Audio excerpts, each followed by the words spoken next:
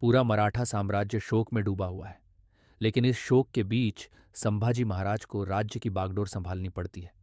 वे अपने पिता के सपनों को साकार करने और मराठा साम्राज्य को और अधिक शक्तिशाली बनाने का संकल्प लेते हैं। लेकिन उनकी राह आसान नहीं होती।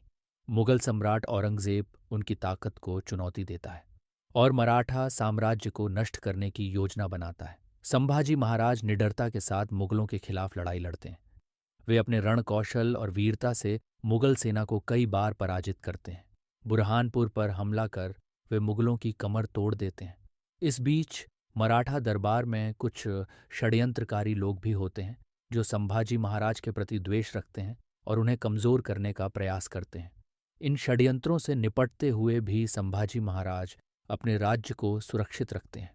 एक दिन जब संभाजी महाराज अपने कुछ सैनिकों के साथ विश्राम कर रहे होते हैं, तब उनके अपने ही कुछ विश्वासघाती सरदार उन्हें धोखा देकर मुगलों के हवाले कर देते हैं।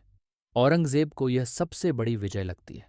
वह संभाजी महाराज को आत्मसमर्पण करने और इस्लाम कबूल करने के लिए मजबूर करता है, लेकिन मराठा शेर यह अपमान सहन नहीं करता।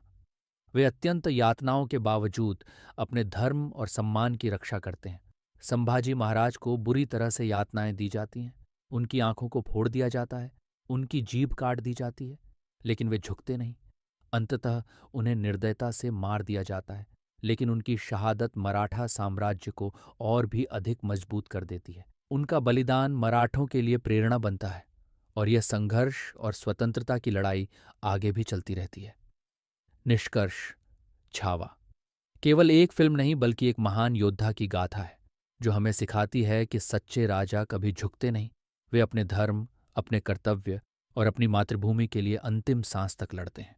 ये फिल्म साहस, निष्ठा और बलिदान की अनोखी कहानी है जो हर भारतीय के हृदय में देशभक्ति की ज्वाला प्रज्वलित करती है।